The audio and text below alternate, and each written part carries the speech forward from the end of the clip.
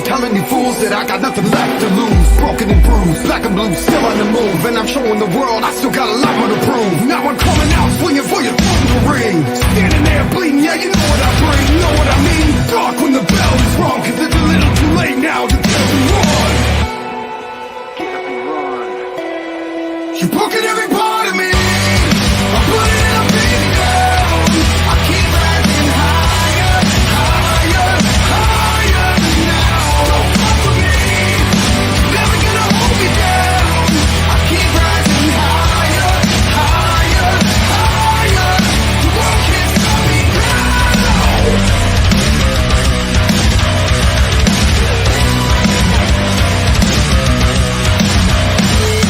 You see it's a calm before the storm. I was born for more, now you got me ready for war. Remember my name, everybody out of my way. Back up or get knocked out, this ain't a game. Cause I never stay down when they push me around. See the world stand up when they give you the crown. Now it's go time, do or die, dead or alive. You can try to kill me, but I will survive.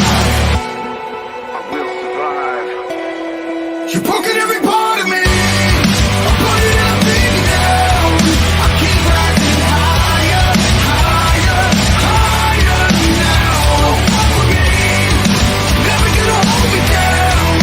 I keep rising higher, higher, higher.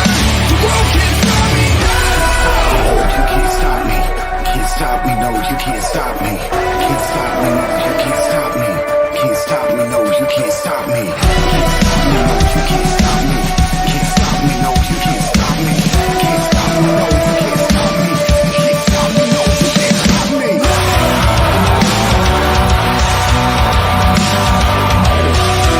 Can't stop me. No, you can't stop me. Can't stop me. No, you can't stop me.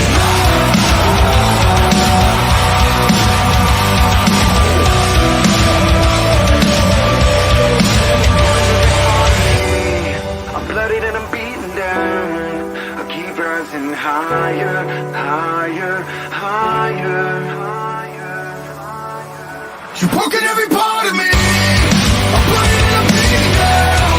I keep rising higher, higher, higher now. Don't fuck with me.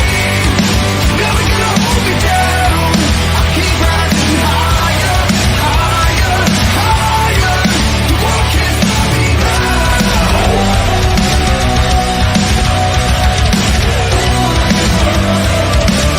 Can't stop me, no, can't stop me.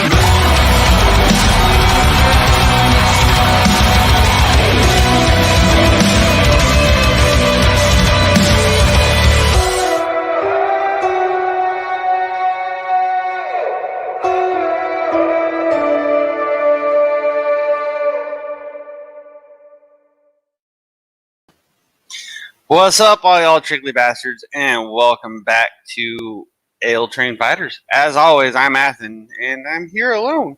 So today is probably going to be a shorter show than usual, but we'll do what we can, as we can, how we can. So come at you from the wonderfully, horrifically hot state of California currently. Yeah, we're sitting at 102 degrees at 1 o'clock in the afternoon already. So there's that. But either way, I got some gaming news and stuff coming for you. Yeah, so sit back, enjoy, and I'm going to tell you a few things. All right. So first of all, if you are a gamer and you're looking to get some games for discounts, cheap, all that stuff right now, the Steam Summer Sale is going on. So I'd advise you go by Steam and check out what they have to offer there. Because lots of good games on sale. Let me actually open my Steam real quick, and I'll go through it all, and I'll show you what Steam's got going on. So, the annual Steam Summer Sale, which you can get, they usually put most of their biggest and most popular games on sale for real awesome discounts. Like right now, you can get Sea of Thieves for $26. Got No Man's Sky on sale for $29.99. PUBG, which is kind of falling out, I know, but that's $14.99. And you can go through, sort between all the different kinds of games, and find what you want to try to play. Yeah. Fallout 76, which that one was kind of crummy when it first came out, but I guess it's getting better. A lot of people still play it. They enjoy it. And that one's on sale for $13. Elder Scrolls Online is on sale for $8. You got a simulator for a ranch, $19. Just all kinds of things. Go ahead, go over there and check it out. I actually wanted to check out the space games real quick and see what they got here. Among Us is on sale for $3.99.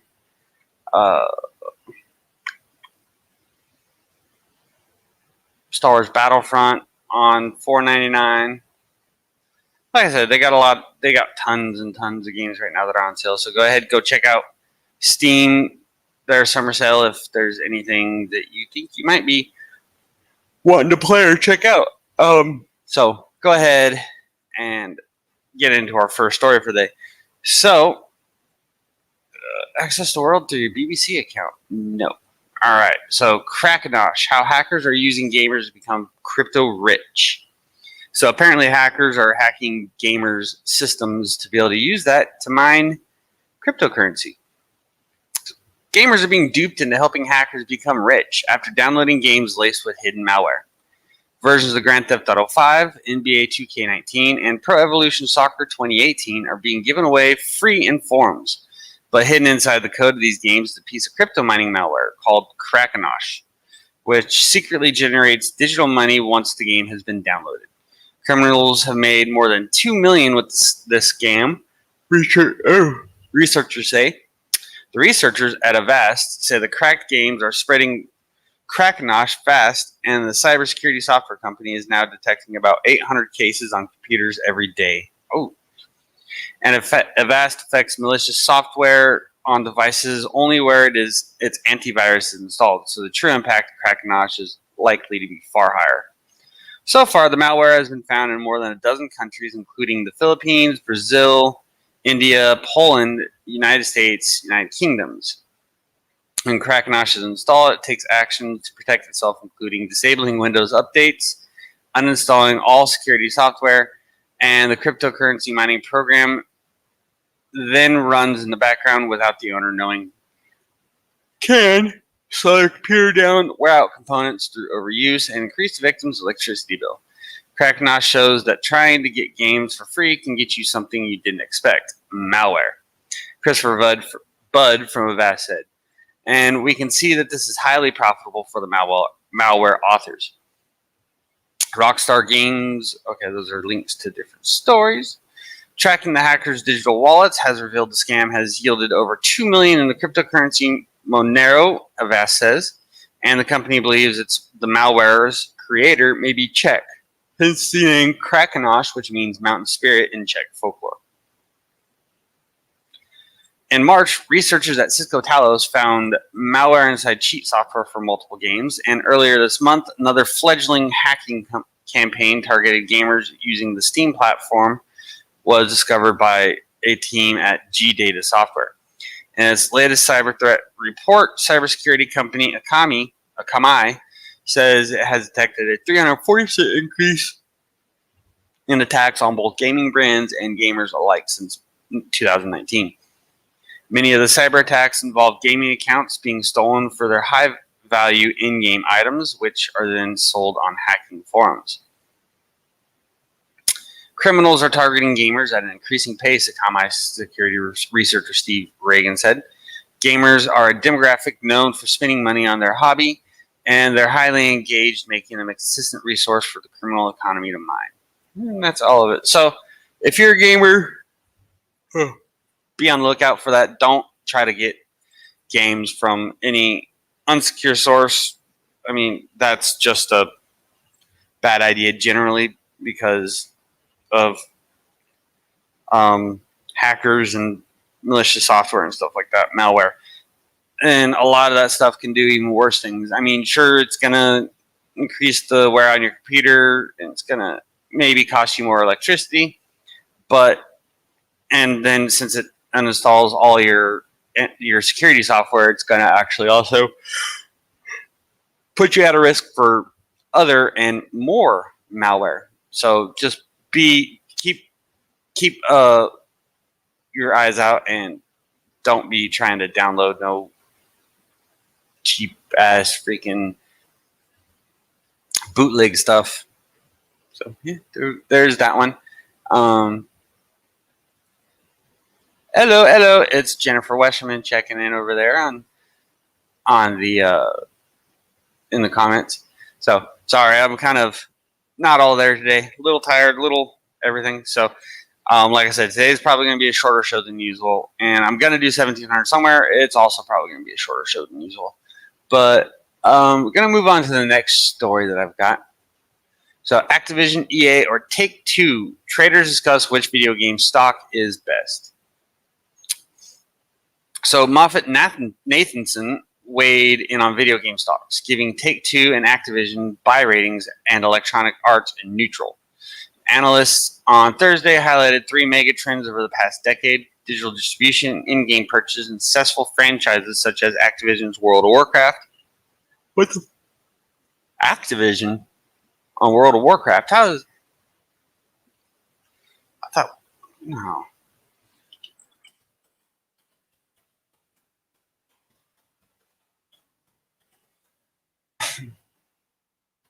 Activision Blizzard. So was Blizzard bought out by Activision?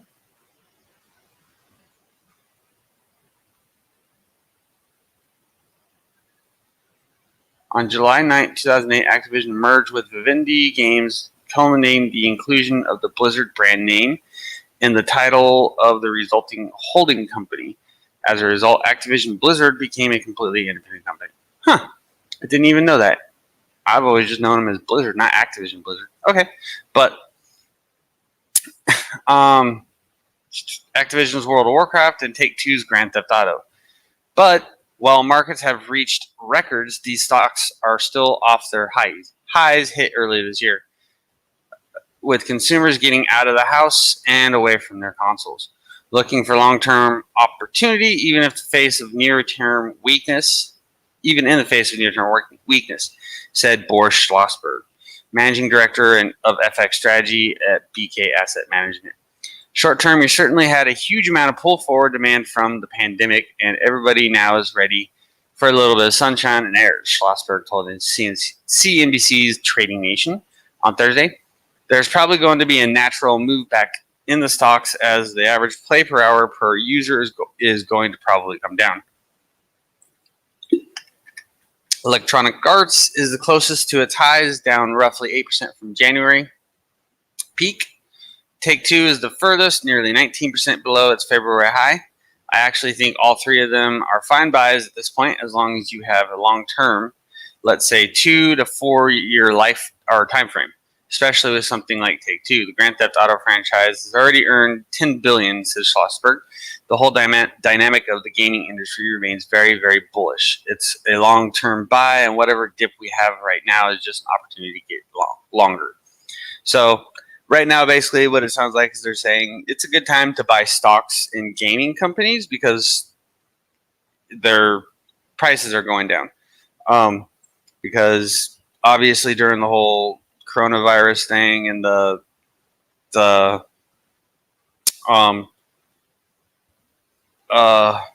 what is the damn word I'm looking for? Quarantine and all that stuff, when people were staying home and all that, they had a lot more time to game. People were spending more money on games. People were doing a lot more gaming, so that sent prices up in gaming stocks. And now that everything's starting to kind of come down from that, people aren't at home as much, and they're going out doing other things, spending their money on other stuff. Also, it's summertime, which, you know, gaming and all that stuff is usually going to take a hit and go down because of that, just generally because, you know, it's summertime. People want to go out and go to the lake. People want to go out and just do all the stuff that comes with being able to go out when it's hot and enjoy the outside. So that's why, like, as I stated at the beginning of the show, Steam does their summer sale every year because they want to get people to buy games. The games are cheap, so people will be like, "Ooh, I want to get that. I've been wanting to play that." They'll buy a game, and once you bought it, people are going to feel a little bit more, desire to play it since they spent money on it. So, I mean, that's all there. So make sure you're paying attention to that. Everyone's going to be having sales on games right now. If you want to get into any games that you've been wanting to play right now, is a good time for it.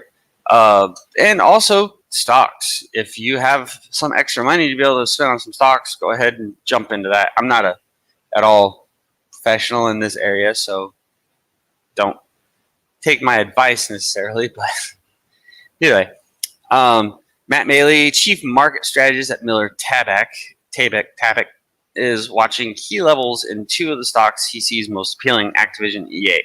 Look at Activision first of all. The stock looks like it's making what you would call a double head and shoulders pattern. So if it does break below the neckline, which is right near its 200-day moving average, that's at about $89. You want to walk away from the stock and look for a re-entry point at a lower level, Maley said during the same segment. However, he sees that as strong support and unlikely to break, pointing out that it did not move below its 200-day moving average even during the COVID pandemic lows last year. Activision closed Thursday at $92.51. So another thing with Activision and Blizzard and all that stuff is, like, right now, and as it always been, their main workhorse is World of Warcraft. And if I'm honest with you, I'm fairly certain World of Warcraft is dying. There's lots of other games that are coming out that I really truly think are going to kind of put World of Warcraft in the ground, because World of Warcraft is just the same thing over and over. Over and over and over. It's same stuff. Just on repeat. As for EA, Maley said it's beginning to break below the bottom end of an ascending triangle pattern, formed from a series of higher lows and a level of resistance. It's only a slight break, and if it falls further again, you might want to back away a little bit. But if you buy it on weakness, as Boris suggests, don't be afraid to add to it. If and when it breaks above that range of 145 to 150, that's been really tough resistance. So once it breaks above that level at some point in the future, it's going to take off like a rocket ship, Maley said. And that's probably only going to happen if, like, World of Warcraft does fail out and Blizzard actually gets another game to replace World of Warcraft. EA closed Thursday at $138.65 a share. All right. And that is all on that article. So, three more? Maybe, maybe not. Nope. That's all on that article. So, yeah. A little bit of advice on if you want to get into some stocks, gaming stocks can be good to get into, so check in on that. Like I said, I'm not a professional. I don't really know a whole lot about trading and stocks, but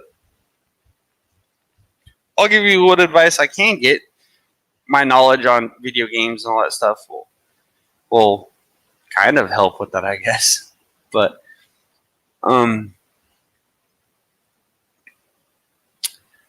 so yeah, we'll go on to another story. All right. So if you're ever wondering, where do people game the most? Like, where at? What would be the location where there's the most gamers? We got this article. Where's the largest gaming community in the U.S.? In this September 23rd, 2014 photo, Robert Morse, University Illinois freshman from left, Sandra Burrows, Brian Rodonis, and Alex Chapman practice playing the video game League of Legends with their collegiate teammates at their on-campus training facility in Chicago. Wow. So it sounds like pro gaming is even like a college sport. That's interesting.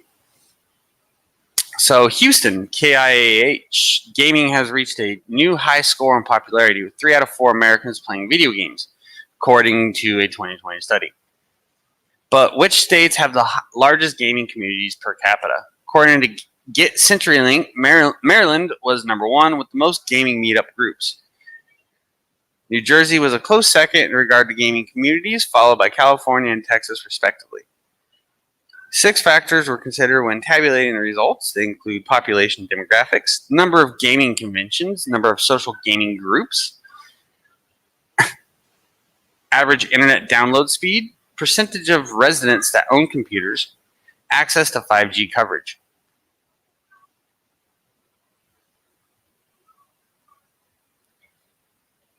Maryland, which is number 3 for 5G coverage with an average of 3%, has more than 39% of its population in the age range that makes up most of the gaming population.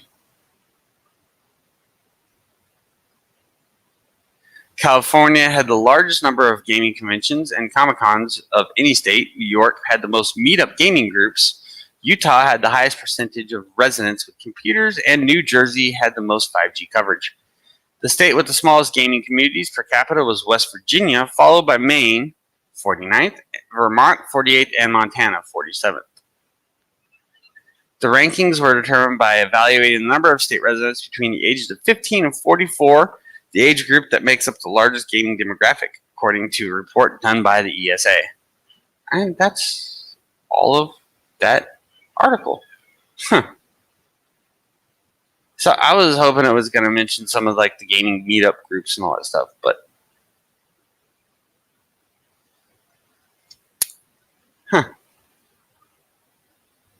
so I might look into that. What are gaming meetup groups?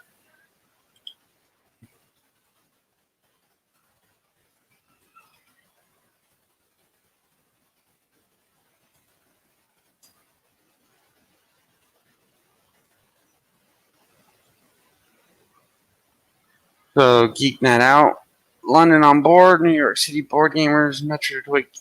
Okay, so gaming meetup groups. That's interesting. I might have to actually look into that sometime at the later future. But yeah, so I really wish this article had a little bit more substance to it. They didn't really put anything in it. That's disappointing. All right, so moving right along. All right, Fortnite creative. Easy Life enter gaming world for live gig. So this article is about the first UK group to actually be in Fortnite. So we play part of the gig inside a fish, and then we get flushed down the toilet. Things are definitely taking a surreal turn for Leicester Group. Easy Life as they prepare for their next live show inside the Fortnite universe. There are no boundaries in Fortnite, says lead singer Murray Matravers. It was like making a huge music video. In-game gigs aren't anything new, but Easy Life, the first British act to appear in the hugely successful franchise. They recorded a 6-song show which blends their tracks with trippy visuals like the toilet flush. Developers have also built London's O2 Arena inside Fortnite Creative, which is where Easy Life will take to a virtual stage on Thursday evening. The band follow us US artists like Travis Scott and Marshmello to have previously performed in the game to huge audiences. In the case of Travis Scott's April 2020 gig, developers Epic Games said 12.3 million players logged in simultaneously as they watched US rapper morph into various avatars. Scott appeared as a computer-generated hologram of himself, and Easy Life were originally going to go down a similar route. Travis's show was amazing, but everyone's seen that now, says Murray. We wanted to make sure ours was very different. The Easy Life Fortnite setlist: Pockets, Have a Great Day, Ocean View, Skeletons, Daydreams, Nightmares.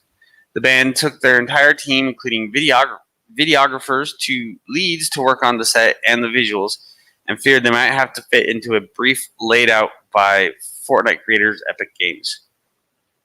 But in the end, they were allowed to do whatever we wanted and built an entire world for ourselves. It was totally led by us creatively, Marie said. We wanted to make sure we brought our own vibe. Gaming and music, a perfect match? Despite UK venues still largely unable to put on shows with capacity audience, Murray24 says there will never be a substitute for going to see music live, and their Fortnite gig is a different experience altogether.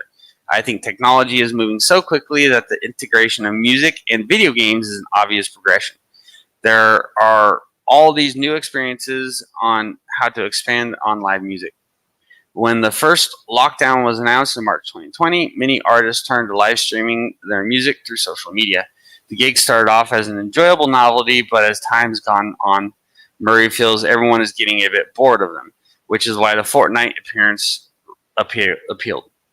The player has choice within the gig, so it's not a lot more to do to it than a normal live stream.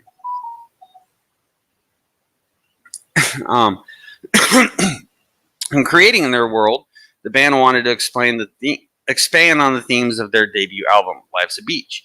At one point, we're on the beach and a huge sinkhole appears that we dragged into. We end up playing inside a giant fish, which is filling up with plastic and then explodes. It's basically a stoner's dream come true. We had a lot of fun making this. For anyone who doesn't play the game, the full performance will be posted to Easy Life's YouTube channel from Monday. Analysis by Stephen Powell, Radio 1 Newsbeat gaming reporter. Appointment to View TV has been a way for traditional channels to stay relevant in a world of Netflix and Amazon Prime. Millions sat down on a Sunday night to watch Line of Duty live. Line of Duty live? It will be the same for Love Island. Historically, the joy of gaming has been in giving the player the power to go on their own adventures whenever they wanted, to choose their own path. But games like Fortnite, NBA 2K, and Warzone are exploring and beginning the trend of appointment to play gaming. Moments that you have to be there at a certain time to experience. Did you see Post Malone's set on the island? Were you there when Verdansk was blown up and sent back to the 1980s? These moments take months for developers to create and minutes for players to experience, but the buzz and excitement they create is priceless, keeping these games relevant by re-energizing fans and giving them something unique to talk about and share online. And that was all on that one. I'm not going to make it very long today, I'm pretty sure. It's seeming like I'm going to run out of my stories pretty quick, but it's okay. All right. What gaming does to your brain and how you might benefit. Here are some ways to think about addiction. Improve neurological function and your overall relationship with video games on a better, more intuitive level. Let me check comments right quick. Yep, as I thunk. All right. So to stay away from Azeroth, which is to remain unsubscribed from Blizzard Entertainment's enduring MMORPG World of Warcraft, is no simple task. In fact, the gaming community has long and only half-jokingly referred to the orc and elf-filled game as World of Warcraft. As somebody who, over the last 14 years, has racked up over 600 days played, the pool of WoW's constant new dungeons, raids, and battlegrounds is something I can attest to when I'm at a loose end. The first thing that comes to mind is logging on my level 60 rogue, and if I don't play for an extended period of time, I'll quite literally see WoW in my dreams on a conscious and subconscious level I can't quite escape.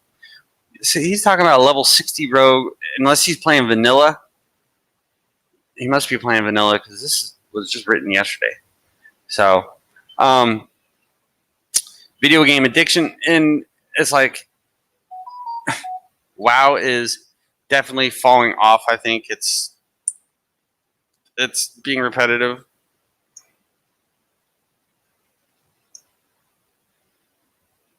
Hold on, I got a text message.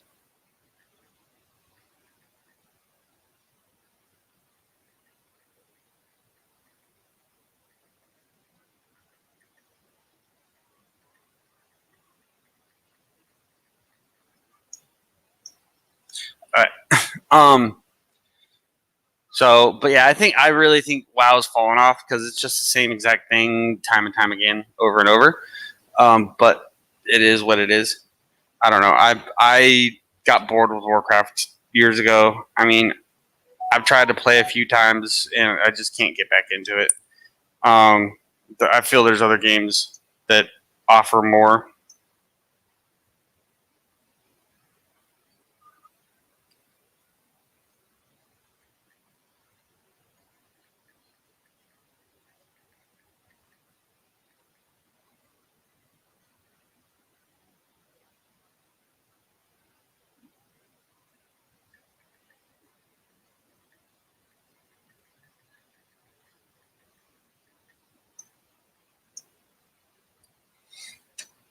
I don't know. And there's just other games that offer more that are more fun. I tend to like more sandbox games.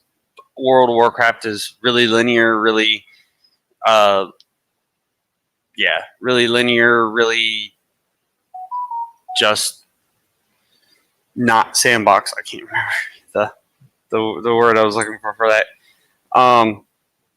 Let's see. Video game addiction, though, isn't solely relegated to WoW. It's cross-genre and cross-platform. Neither is addiction the only neurological and psychological side effect of video games. So how, scientifically, do video games, from MMORPGs to shooters or RPGs, affect our brains? And despite the drawbacks, can the brain benefit from video games?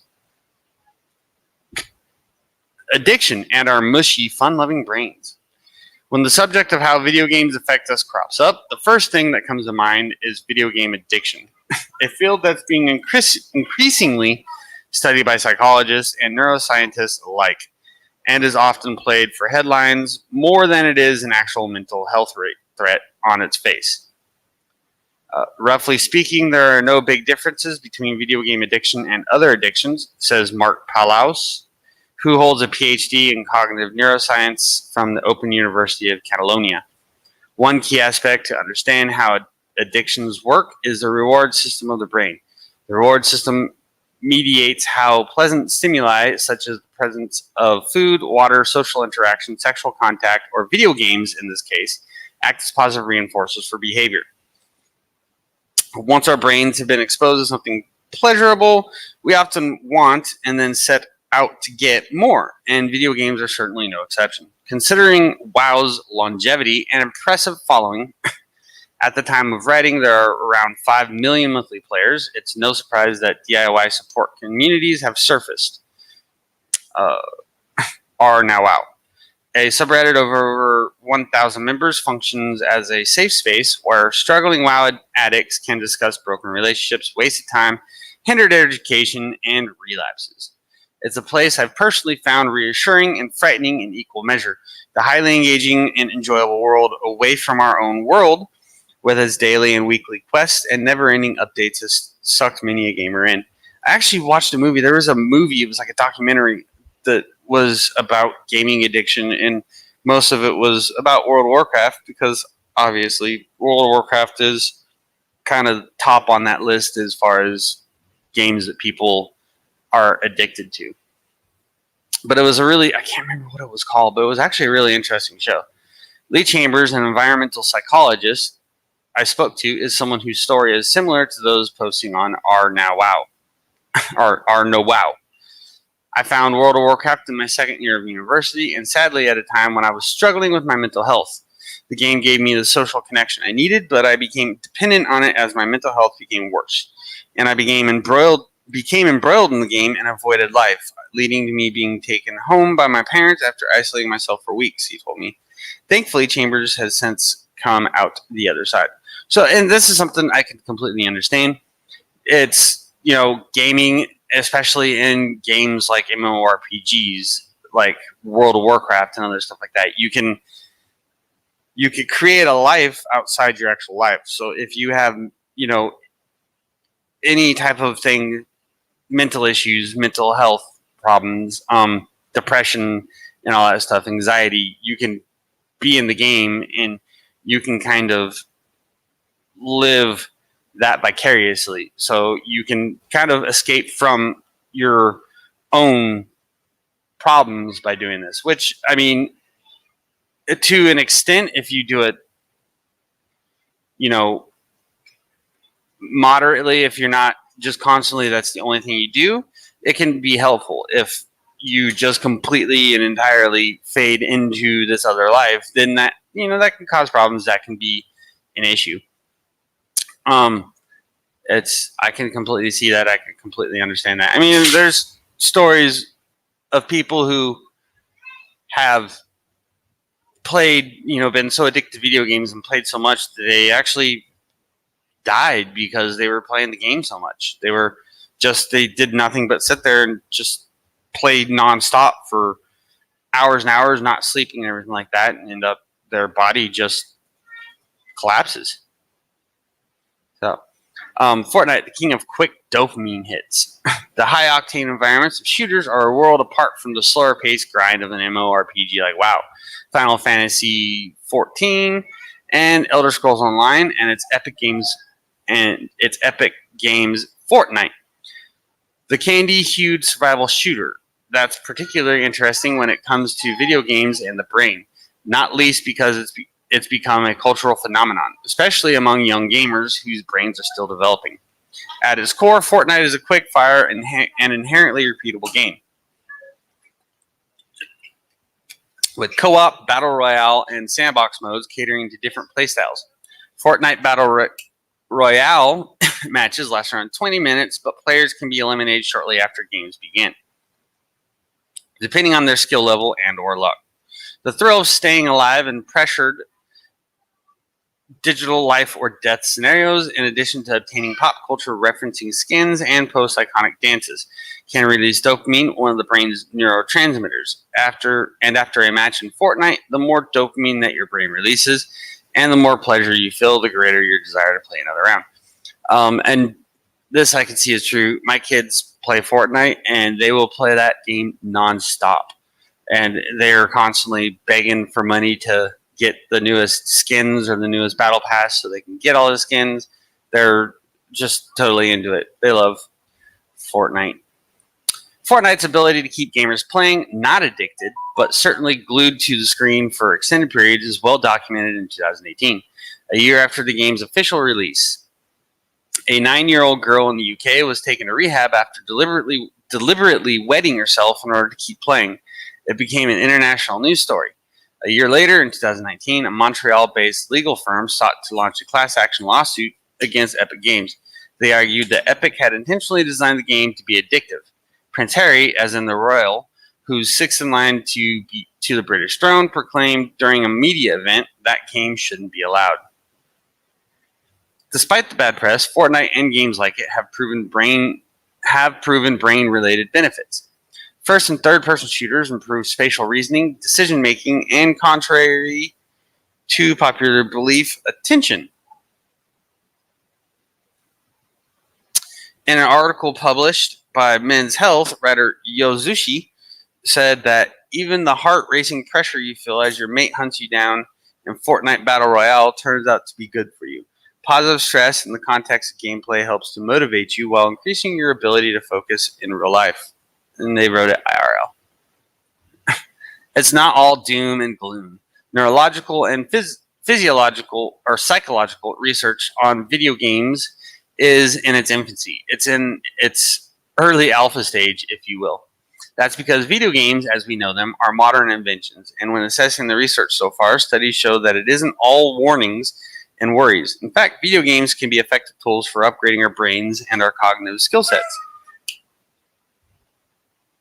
Especially in the long run. Video game research truly kicked off in the 90s with Daphne Bavelier and C. Sean Green leading the charge.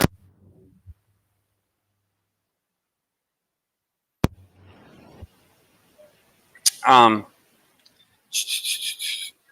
C. Sean Green leading the charge while at the University of Rochester.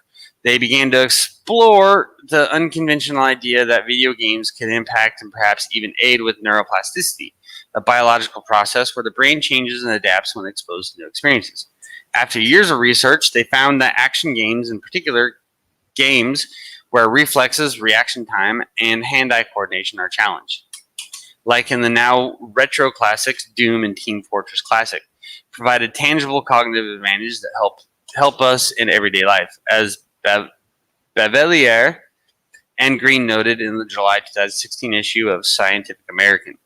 Individuals who regularly play action games demonstrate improved ability to focus on visual details, useful for reading fine print in a legal document or on a prescription bottle. They also display a heightened sensitivity to visual contrast, important when driving in thick fog. The multitasking required to switch back and forth between reading a menu and holding a conversation with a dinner partner also comes more easily. Bavelier's TED Chubb Talk, Your Brain on Video Games, she makes the case that playing action games like Call of Duty in reasonable doses is positively powerful. Instead of parents perceiving their kid's virtual zombie and designated bad guy shooting at as brainless, it should instead be viewed as brain boosting, she claims. Others, too, have touted the brain related benefits of video games.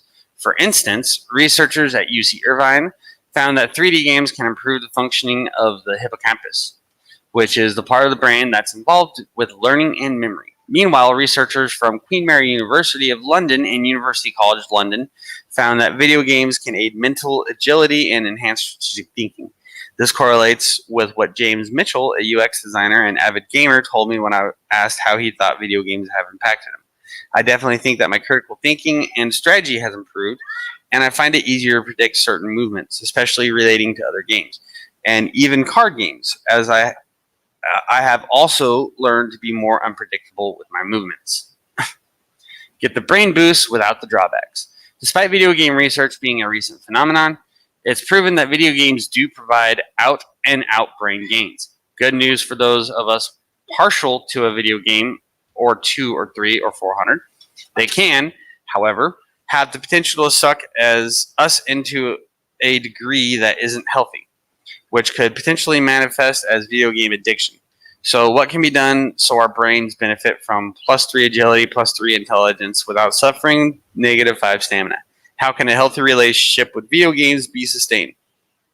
As Sean Green, who, along with earning a PhD in brain cognitive studies, worked as a game developer on the Doom series, said to Wired, what healthy gameplay might look like in practice may differ greatly across individuals and across the lifespan, e.g. in children versus adults. In other words, there really aren't any one-size-fits-all guidelines for healthy gameplay that will work for everyone. It is a different size human beings. Generally speaking, though, it's important to be aware of how gaming may impact other areas of our lives in the short and long term, Green says. It's a matter of thinking through the proximal and downstream consequences, he said. Granted, the fact that games are specifically designed to keep us playing makes following this advice harder, but by remaining cognizant of our own and our families' gaming habits, making sure to log off sometimes to do other things, and by ultimately playing video games in a way that doesn't unrestrictedly keep us on the hedonic treadmill.